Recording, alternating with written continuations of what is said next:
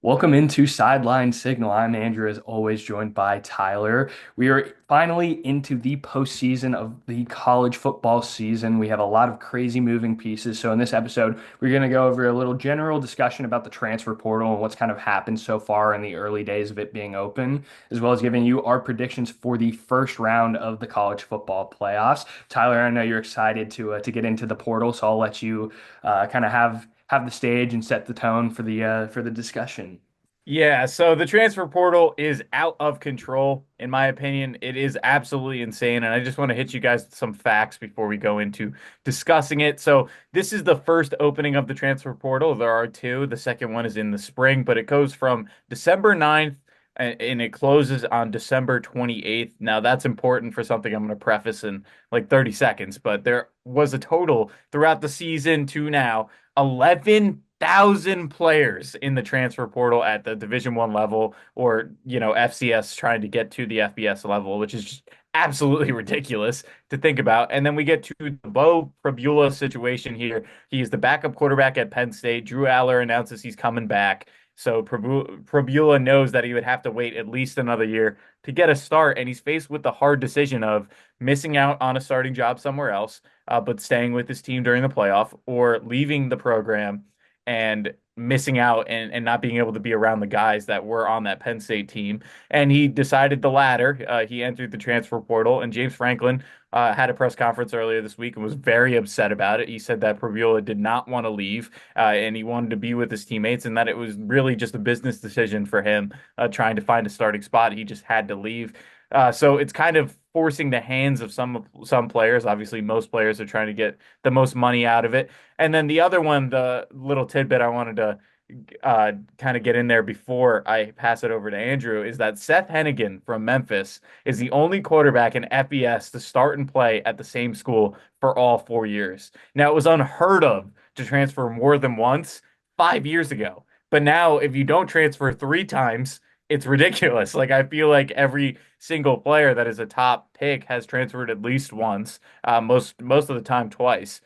So it's just out of control. So, Andrew, what do you think about the transfer portal? Is it good? Is it bad? And where do you think it heads to? So ultimately, I want to touch on the Bo Prabula case first. I think that's an ultimate travesty because not only for Bo himself, but for Penn State, because this is a guy that's used a lot game in and game out for Penn State. They have a lot of packages where he comes in. So that's going to kind of, limit what Penn State's going to be able to do within games. And then obviously, if Drew Aller potentially takes a knock in their opening game against SMU, this could be horrible for them down the road in the playoffs. Um, I think it's something that's completely been overlooked by, I guess, the NCAA in setting these regulations where you open up the portal before the national championship season's over. So all the guys that are playing in playoff contending teams don't really, they either have to not be with the team, like Bo's case, or just play and basically just screw themselves out of getting a potential transfer. Because the way that I see it is the portal, it's first come, first serve. If you're not in immediately and you have a chance to transfer to a school, but you're not immediately entering, you're likely not going to get the same NIL funds, or your stake as a starting quarterback transferring somewhere is at risk. I mean, I think of a team like Auburn this year that have signed both Jackson Arnold and Ashton Daniels, two of the top guys in the portal. But Ashton Daniels was favored to go to Auburn for a while, but he never committed. He never committed. And then they get Jackson Arnold, and then Ashton commits. So now they're going to compete. I don't know who's going to be the starter there, but if Bo wouldn't have put his name in the portal. Obviously, we still don't know where he's going to end up committing. There's been a lot of quarterbacks that have committed already. But if he would have waited till the end of the season and gone to the spring, there's a likelihood he would have just stayed at Penn State and just been the backup anyway. And I think the portal's ultimately good. I am a little old-fashioned with it, where I think it has gotten out of hand with the amount of players in the portal each year. But I think it's good because I think we've seen the benefit for both programs and players throughout the short lifespan of the portal. It seems to be mutually beneficial. So I think overall it's good. I think NIL has kind of gone rampant in recruiting in the portal. But one thing that I wanted to note though was I think that the portal shouldn't, like, you shouldn't be able to put your name in the portal until after the season, because I'm tired of seeing guys once the team starts to struggle in the regular season go and just put their name in the portal. Miller Moss was one of the names. I was frustrated. I mean, he ended up going to Louisville, but there was about 4 weeks left in the regular season when he decides to sit. I don't think that's good. I think that they need to shorten the length of the portal and put it after all of the college football games are done. You can still have the spring one and have it long. I'm fine with that. But the immediate transfer portal, it needs to be a week, in my mind, just a solid week, like free agency, maybe 2 weeks, and just after the season ends, before spring ball, when you're in between, maybe during winter break, like I said, once the college football playoff season ends and there's a national champion crowned, you need to have it then and shorten it because we're going to see this continual rise of players just constantly entering the portal.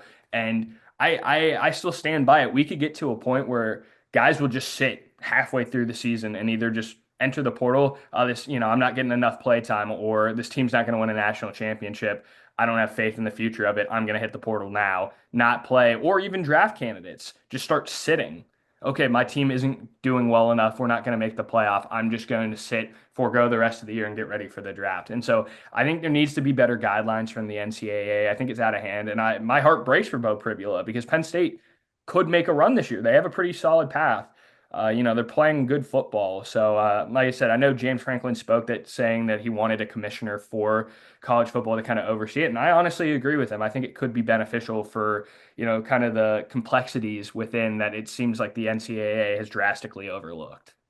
Yeah, and you hit the nail on the head. I mean, that's basically what I wanted to touch on was moving the transfer portal, shortening it, first of all, but moving it until after all the games are done. But to your point about draft candidates sitting out, what's to stop Arch Manning either next year or in 2 years if Texas were to lose 2 games early and week four just be like, I'm done. I know I'm going to be a top five pick. It doesn't affect me money wise, and I'm still getting NIL. Like, what's to stop that? And that's ridiculous. I mean, we saw a guy, Bear Alexander. His profile picture on Instagram is a picture of him at USC. He has a Georgia tattoo on his bicep, and he is going to Penn State this year. It's ridiculous. It's ridiculous. And we open Pandora's box. We all begged for the players to get played, and I think paid, excuse me. And I think most of that was really because all us fans wanted college football, the video game. That's kind of probably the driving force in NIL. But now that it's open, people are just openly offering millions of dollars. Like if you have disposable income and you're a booster at that school, why not? Like why not? It's just open season for recruiting now, which I hate. I don't like it, but you can't take it away now. Because now it's infringing on the rights of the players if you take it away. But it has to be changed. I was gonna say maybe a salary cap, but that's stupid because you can't do that because it isn't the NFL. Not all teams are equal. In the NFL, all teams are equal. They're given the same salary cap number, and you can't do that. Alabama's not going to have the same salary cap as South Florida. Like that's just not going to ever be the case. And you could possibly do that for P4, but at the same time, Alabama's going to have a bigger budget than just about every other school that isn't huge. Like Vanderbilt compared to Alabama, the amount of spending that they're able to do, not even close. And then they're in the same conference, and obviously they play each other almost every year.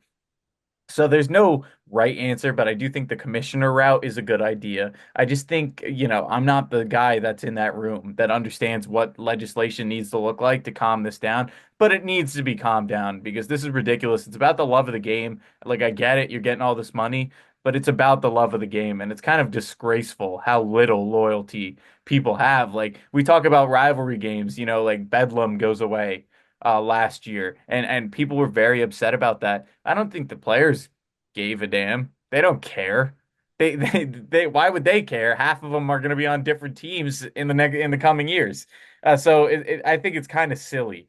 Like, and especially when these players put out these messages like, thank you for everything. 80% of those guys don't even care. Like they just meet the players, meet the coaches, go through the season, unless you're like a good-looking girl on campus, they don't care who you are. They don't care if you're rooting for them, and then they'll leave. And that's kind of how it is. And I don't like that. I don't like it at all. And there needs to be a distinction before it literally becomes the NFL before the NFL.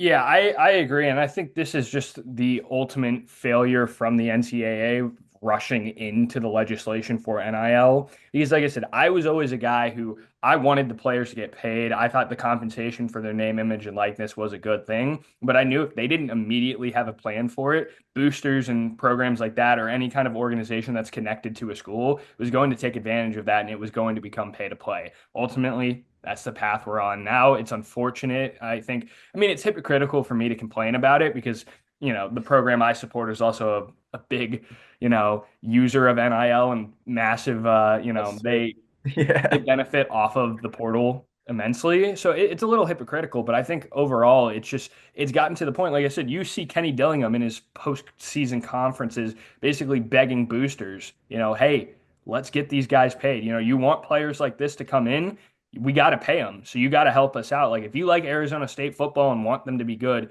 help us in the NIL collective. And now it's just unfortunate that it's just who has the biggest bank is going to be the best teams in college football. Yeah, and just my closing point, because I was really thinking about it.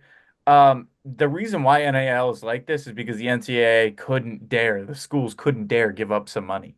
All it was initially supposed to be, like Andrew and I kind of talked about, he touched on it before we got on here. It was supposed to be about jersey sales and getting in the video game and doing like local stuff. It was never supposed to be every single player is getting multi-million dollars. But because the NCAA couldn't go, okay, we've been taking advantage of your play for 50 years. Maybe let's give you some of the profits because you got to think about the revenue that college football brings in, and that's what they wanted, and that's what players get in the leagues besides their contracts. And the NCAA should just be that. You should be splitting it collectively amongst like the percentage that the school gets should be split among the players. Not fully, obviously, but it's such an immense amount of money that everyone could get their share. Now, I don't know how you'd go about that because, certain players got to get paid more than others and all that, and it would probably be a mess. But ideally, like just looking at the idea on paper, that's what I would want because I mean, there's no going back now. But if I could redo it, that's what it would be. So yeah, there's no way to fix it. I really don't see a way to fix it. Yeah, and it's funny to me because in the early days of NIL, like the 2019 season, I remember I saw Cade York, in his LSU jersey doing what was it, a Tostitos commercial. Yeah. And that's what I thought the path was going to be is, oh, you can see these guys in ads now, he's going to be able to, these big sponsors that are neutral and don't have any ties to a university. Hey, we love what you're doing. You're a top player in college football. Come be on our ad.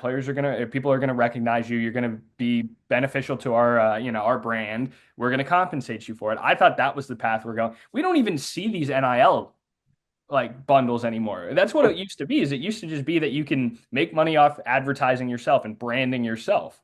Like I said, I remember a lot of smaller named players in some of the programs that are kind of popular. Like I forget his name off the top of my head, but the Coastal Carolina linebacker during the COVID season, he was selling T-shirts, Yeah. with his name, things like that. And again, that's what I thought it was, being able to make money off of your name. But now it's just here is $20 million. And Yeah. like I said, it's run That's bad. rampant. It's just become pay to play. It's immediately been weaponized, and it's horrible. Yeah, and in the ways that society takes innocence away from people, this is one of those. We thought it was going to be innocent, and instantly it became greed and cash grab for these players. And I don't blame them. I don't blame the players at all. They're just doing what they have been told is legally allowed to do. It is the NCAA at a structural point failing, as you said. And the other thing, oh man, I actually come back to me. If you have anything else to say, I got to think this up Well, again. I was But going to say that I agree with you. There's no fault to the players because it is allowed. So why would you, like I said, if I was in their same shoes and yeah, I'm take getting offered $15 million over the next 4 years as an 18-year-old like high school recruit, I'm taking the money. That's not, my disdain for NIL is nothing to do with the players. The players are only doing what is, it's a dog eat dog world now in college football. And if you're not going to take the 18.5 million, someone else is. So, you put your name and you put yourself first. That's just the way it is. I don't have any blame to lay on the players. It's only just that the NCAA didn't get to it early and make proper regulations. Yeah, and I'm back. Okay, so I'm back now. After this, especially with the numbers published, like you know what players are making, you can't go back. You can't tell me Travis Hunter is worth $25 million right now and then put regulation on it and be like you can't make more than 5 million. That we can't go back. That's kind of my point. You Yeah. can't put regulations on it because they've allowed this to happen, and players are just going to be like, that is completely unfair. This guy made so much money before he even made the NFL, and I'm like a on the cusp NFL guy that this is my only chance to make money, and you're capping it out.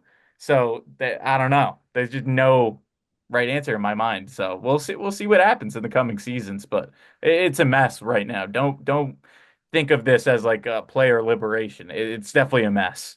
100%. And the way that I see it is it's only going to become more messy. They have to figure out that limit. Like you said, you can't do it now. You can't make it less, but they have to find that higher level. Whatever the highest NIL deal is right now, you have to find a cap above that because as more money floods into college football, Yeah. more sponsorships, it's going to keep getting more and more expensive to buy players. I think of it as the English Premier League or just the European soccer transfer market.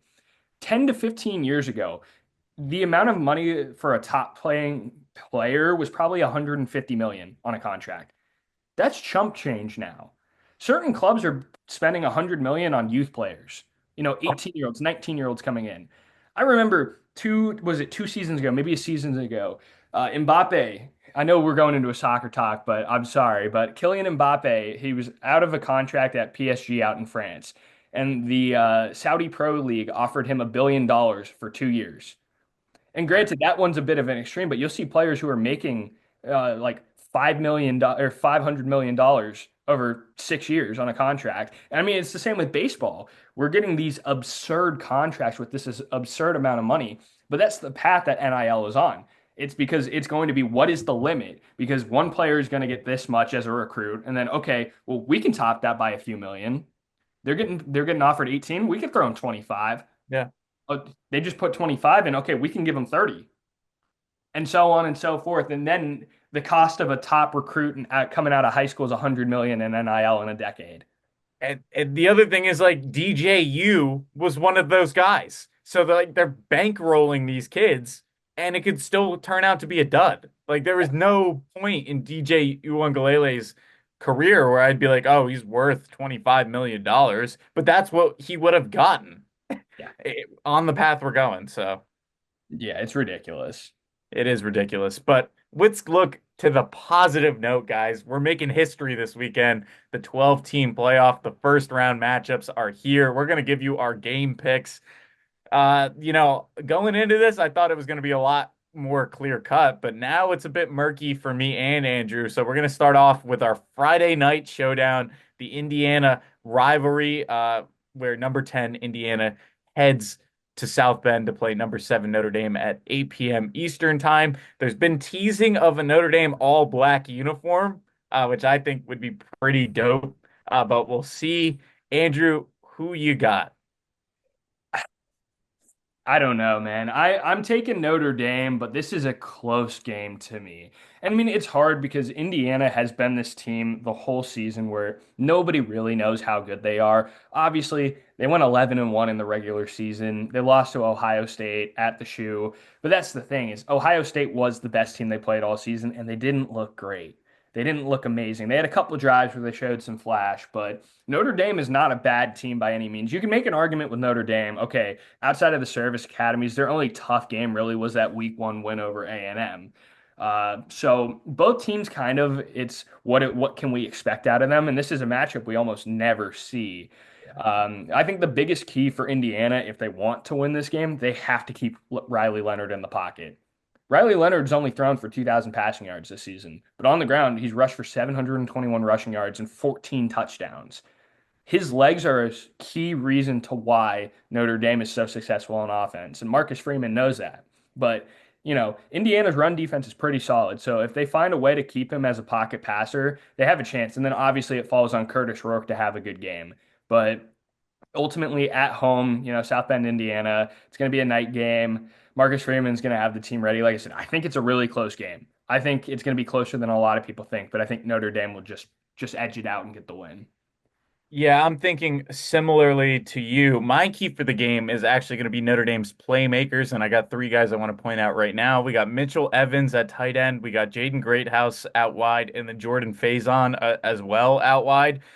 Because you said it was a good defense, a solid run defense from Indiana. It's top 10 in the country. And that was including the game against Ohio State. Their run defense looked great. They were gashed outside, and that was the difference, and their offense couldn't do anything.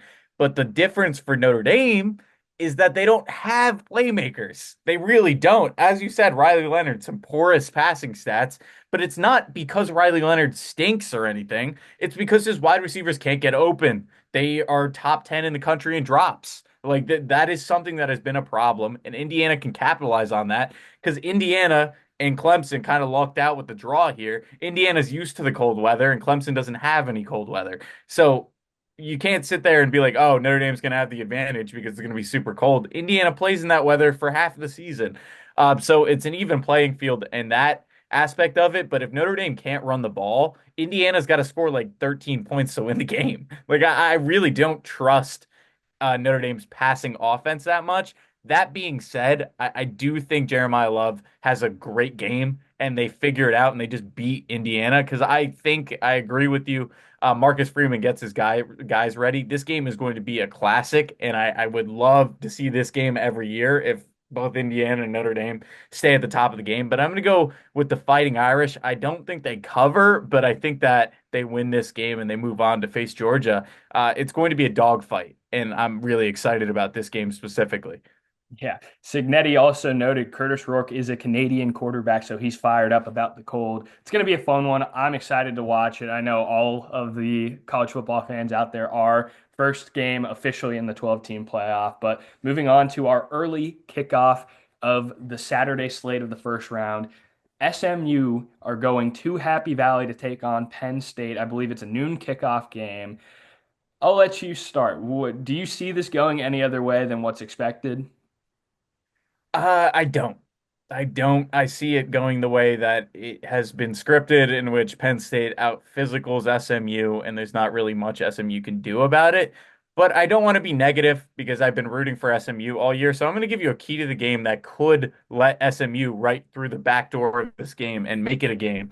If SMU can speed up Penn State defensively and somehow find a mix between no huddle and also ball control, that make it like it's hard to do, but if you can run fast plays but get little like dink and dunk down the field, that's kind of what it is. But if they could spread out Penn State and keep that defense on its toes, like SMU has the weaponry to be able to do that. They have the quarterback, they have the run game, and they're able to sling the ball around. They can kind of manage it and keep the game close. That's really what I think. I want to see how they react to weather. They have the hardest matchup in terms of weather, being a team from Texas, having to go to a high of 27 and a low of 14 with 15-mile-an-hour wind gusts. I've been in that stadium in mid-October and it's been freezing. So it's going to be cold there. But if SMU can speed them up, keep them off balance, they got a puncher's chance. But I'm going to take Penn State. I just think. I just really hope this game isn't a blowout because I do think that no matter the outcome of this game, SMU had to be that 11th team. So I don't want to step off that, but I'll take the Nittany Lions. How about you, Andrew? Yeah, I'm also going with the Penn State Nittany Lions. I think it's going to be a handily I think Penn State win handily, but it's going to be interesting. Like I said, I think the cold is going to be a big factor, and we're going to see how SMU can play. The big key to the game that I had was for SMU. Again, kind of the same thing I did last time. Notre Dame, I think, wins, but here's a key to the game that could change everything. Kevin Jennings and Brashard Smith have to get hot quick. They have to get it going from the jump. They need to find a way to make this game a shootout because I agree. Speed the game up, spread them out. That's going to be a good key for them. Play that high tempo. We saw Penn State was gassed in that opening drive in the Big Ten championship against Oregon. If they can find a way to move the ball at that speed, I think it's good. But you're not lying. They aren't going to be able to match up with that physicality. No. I think Abdul Carter is in for a massive game, Yeah. which is scary if you're an SMU fan. But realistically, Drew Aller, Tyler Warren, Katron Allen, Nick Singleton, you're probably not stopping them. You're probably not going to get a lot of stops. It's going to be high scoring. So you have to make it a high scoring game if you want to win it. You have to be scoring on every drive and pray for turnovers. Because if they start out flat and Penn State build a lead, you're not going to be able to chase it back. It's not going to be like the Clemson ACC championship game where you're down 17 in the fourth and make a comeback. They're going Yeah, to run the ball down your throat. You're not going to be able to stop them, and it's going to be see you later, SMU. So that offense has to find a rhythm immediately and just run with it the whole game. yeah, they'll bury them if they fall behind by 2 possessions early or something like that. So I definitely agree with you. There, I do hope it's a good game, and I'll be pulling for SMU no matter where I align betting wise this Saturday just to see a good game. So moving on to our midday slate. This one's more interesting than I think people think here. We got 12 seed Clemson traveling to Austin to face the number 5 seed Texas Longhorns. There's a lot of questions around the quarterback situation in Texas. Cade Klubnik is playing 20 miles from his hometown, or his entire family will be there, I'll assume. But Andrew, who you got? I'm taking Texas, and I disagree with you. I don't think this game is as close as people think. I think people are Wow, just doing that in the belief that Texas is overrated. I want you to remember back to Clemson, Louisville, and how bad they were at stopping the run. I They forgot were about that game. horrible at stopping the run. When Trevion Wisner is going to have a big game, and I also note I think Matthew Golden will have a big game too. I'm taking Quinn Ewers and I'm taking the Texas Longhorns. I think they win big. Like I said, my key to the game though, the only way I see, it could be close. I'm not gonna, knock it out of the realm of possibility. It's gonna be a close game, but Clemson just need to hope Quinn Ewers is off on Saturday. That's the big key. If Ewers is flat, they can have a chance with it. I think Klubnik will do what he can to keep them in this game, but I think Clemson's defense won't be able to do enough to stop the run. Quinn Trevion Weiser, multiple touchdown day. I'm taking the Longhorns. You looking at my notes or something? Because that was my key to the game. Which Quinn Ewers shows up for Texas on Saturday? If it's a good one, they'll win by 20 points, no doubt in my mind. If it's the indecisive one, I really think Clemson's got a good chance. I disagree with you. I think Clemson's defense can match up. Now, it's not going to be like Georgia shut them down, but I do think they are capable of sticking with Texas and getting them to punt, but only if Quinn Ewers is off. If Quinn Ewers is Michigan Quinn Ewers when he was playing against Michigan earlier this year, this game's over in the first half. But I do think Dabo's going to have his guys ready. I do think it means something to play at home because, imagine the biggest game of your career, you're playing right in your backyard and your entire family's there. That's got to mean something to Cade. So I think he's going to be playing very emotionally.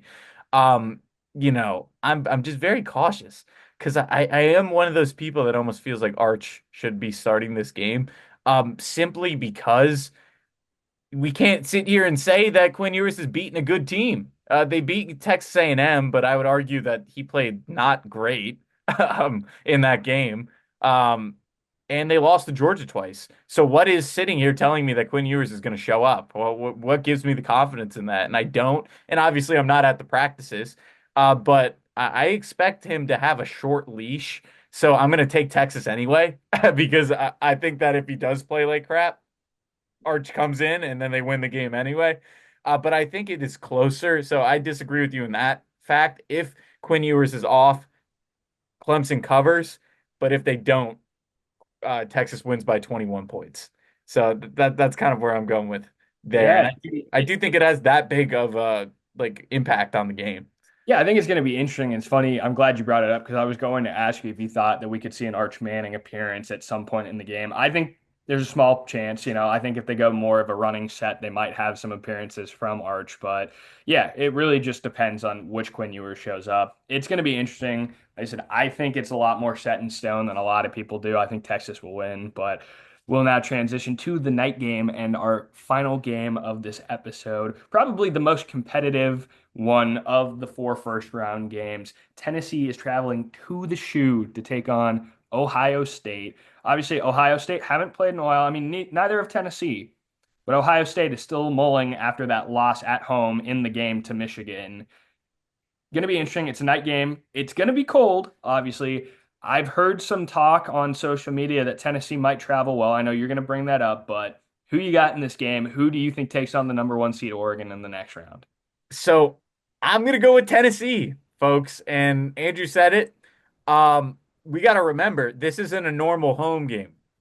there are going to be tickets that are given to Tennessee to fill a bigger portion of that stadium than a usual road game where you get like the one section up top. And Tennessee is going to travel. You better damn believe, they've been waiting for a while for a shot at a championship. They're gonna be there, and they don't care what the weather is because SEC football, I'll argue, aside from a couple other programs, is different in that aspect. Like they're gonna travel. They don't care how far away it is. They don't care how expensive the ticket is. No matter what, I bet you all of Knoxville is going to try to be in Columbus for this game. But I think that this is the best matchup. You said that earlier. Like this is definitely the closest game. And if Ohio State had beat Michigan, my pick would be Ohio State. But I think that's gonna just stick in all of their minds. Ryan Day knows he's coaching for his job, and I'm afraid that he's gonna press as he well, actually, no, he didn't press against Michigan, and that's why they lost. And now this time, I think he's either over aggressive or just makes some boneheaded decision with clock management. And that's really the difference. I think this is a one possession game, no matter what, no matter who comes out on top. I think Tennessee builds well to the cold weather because they have a great run game and a great defensive line. And I think that matches up with Ohio State very well. And, we were talking like, what if it was Boise State, Ohio State? That's what it was projected to be. This running back matchup is amazing nonetheless. You got Quinshawn Judkins, Travion Henderson, and then Dylan Sampson on the other side. All three running backs that will be drafted probably day one or day two, I'll say. Most likely day two because of Genty, but great nonetheless. Nico, as a freshman, this is something to build on. So if they do end up losing this game, Tennessee fans still got to take this away from positive. They weren't competing in the SEC these last couple of years, not seriously anyway, but now they're there. There's nothing separating them from an Alabama or a Georgia. And now they're there and they can prove that Saturday. So I'm going to go with Tennessee. I think this is great. And honestly, I don't think Ryan Day makes it a day after this game. And I think Mike Vrabel ends up being Ohio State's coach. They talked about that a little on Pat McAfee. But this is going to be an amazing game. Andrew, what do you think? I agree it's going to be an amazing game, but I'm taking Ohio State with this. I agree that obviously them mulling on that loss about in the game, it's going to stick with them for sure, but I think it's going to light a fire under them. And I think they know what they need to do, and Ohio State's been there before. This is a team that's competed in the playoffs. And obviously, we can say what we want about Ryan Day and how he's prone to choke in big games. I don't disagree with that. Is he playing for his job? I've seen speculation from the AD that they're not looking to move on from him, even if they lose. Uh, It's speculation, but I think it's going to be a big game. I agree. I wonder how Ian Maliava is going to handle the D line of Ohio State. They're going to put pressure on him. He's not been the best under pressure so far. Obviously, he's young and he's had a great season so far. So I think they might try to rely on the run game a little bit more to kind of take some of that pressure off of Nico. Obviously that's what you do. You have a young quarterback. What do you do to get him comfortable within a game? You run the ball. And so I think they're going to do that, but I don't think it'll move as well. And the key for me, which is the key for both teams, but if you want to win this game, you're going to have to win the turnover battle. And I'm looking at Igbinosun and I'm looking at Caleb Downs to be big reasons why Ohio State will win the playoff battle, the turnover battle, because I think, like I said, I think they'll stop the run. I think Dylan Sampson's going to have a solid game, don't get me wrong, but I think they're going to put Tennessee in leverage situations where the run game can't work. Nico's going to have to throw the ball, and I think these secondary players for Ohio State will just step up. Playing behind the home fans, like I said, Tennessee will travel well. We know that. But playing at home is something different, especially in the playoffs. Ohio State has the more experience recently in the playoffs. So I think the nerves might get to Tennessee a little bit. And like I said, I agree. I think it's going to be a shootout. I think a field goal wins it for Ohio State, which is funny because putting the faith on an Ohio State kicker is crazy. But yeah. I think it's going to be really close down to the wire. But I just think the secondary play might make the difference for Ohio State. See, I'm gonna actually just come out and say that I disagree. Only slightly. I do believe that Caleb Downs has a great game, but Igbinosun is the most penalized player in Yeah, FBS this year. I know. And he's going to be lined up against Squirrel White. And that is going to be a matchup to watch because Squirrel White can move, Hmm. especially horizontally. He's either going to So be the difference or be the reason they lose. probably, I would actually say that matchup tells a lot, just wherever he lines up. But great game. I'm glad that we disagreed on one of them. Yeah. You know, if it was chalk all the way, that would have been a little annoying. But Yeah, I'm excited. I mean, this is something completely new. I have no expectations. And even if there are a bunch of blowouts, guys, we asked for this. The NCAA gave us what we asked for, so you kind of got to deal with it at this point. But it's time. It's time. Exactly. I'm fired up for it. I know you are. We're finally getting to the epitome of college football. We're getting to the end. The college football playoff starts, I guess, today because this will get out Friday morning. So we're about to see it. First matchups tonight. I'm excited for it. I know you are. If there's anything else or, you know, No, I just watch some football. I mean, just Saturday is going to be the best include like day of football I can think of. yeah, because we got Um, some NFL games too. Yeah, and they're good. They're Yeah. great matchups. It's Texans, Chiefs, and Steelers, Ravens. So just enjoy it. If there was ever a time to be lazy, everyone better have gotten their Christmas shopping done because you're not going to want to leave the couch at least Friday, Saturday, and depends on your team Sunday. If this ever were a time to crack open some cold beers and order a pizza, it Yeah. would be this weekend. I'm loving it. Thank you so much for listening, everyone. Obviously, we've gone through our discussion on the portal and our predictions for the first round of the playoffs. I'm Andrew, as always, joined by Tyler. It's been another episode of Sideline Signal. Make sure to like, share, subscribe, comment if you want. Make sure to follow us on TikTok as well at Sideline Signal, where we post a lot more content there. So make sure to check us out, give us a follow. Let us know if you watch our YouTube videos. If you're listening on Spotify, thank you for listening there as well. But that's been it from us. So have a great rest of your night, and let's watch some football.